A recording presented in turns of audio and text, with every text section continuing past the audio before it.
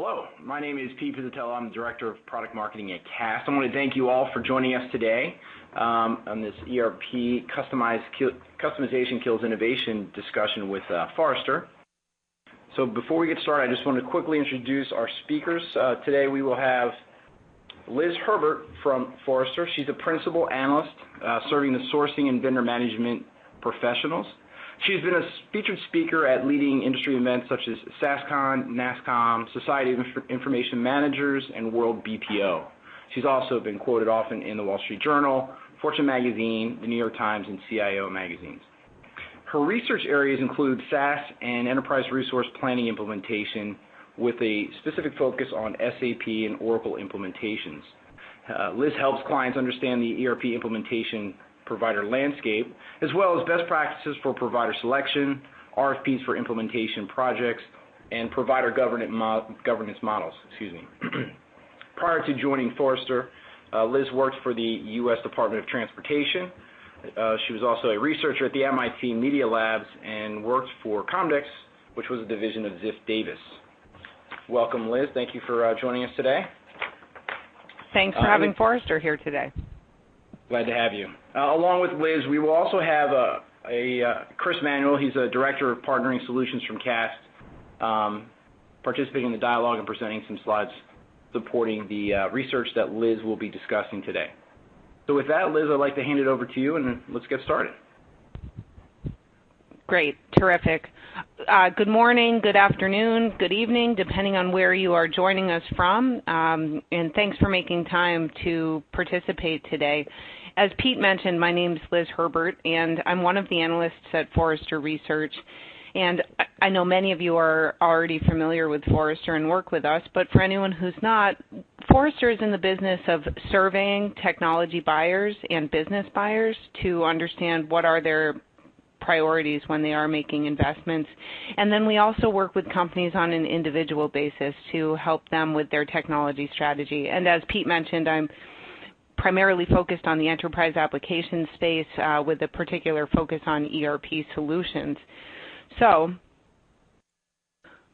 what we're seeing at Forrester is that most of the companies that we work with, they have invested in ERP.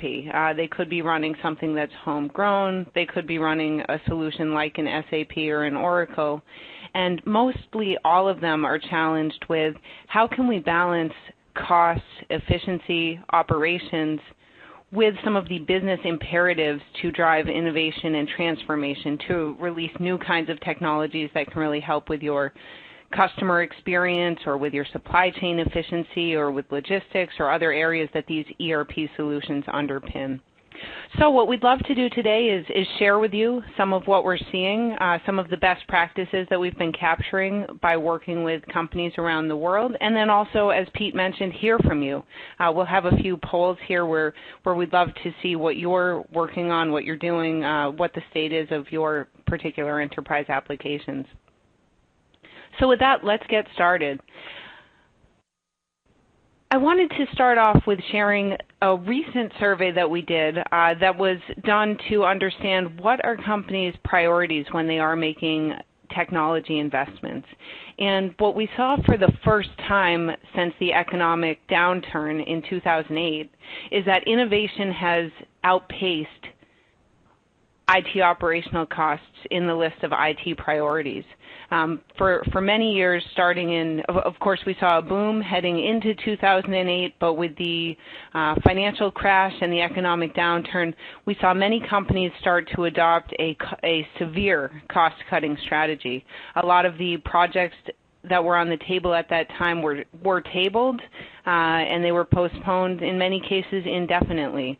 And the focus shifted strongly to how can we reduce costs, how can we save money for these cash-strapped and, in many cases, Chapter 11 bankruptcy types of organizations. Today, that landscape has now changed. So we're seeing that companies are, again, investing. They're investing for growth. They're looking to technologies that can differentiate them, that can drive new business models, that can retain their existing customers and attract new customers. And so we're seeing that largely companies are now thinking about technology investments that can fit in with more of an innovation or a growth strategy. And we'll talk a bit more about what we mean and what specific kinds of investments we're seeing in a few minutes.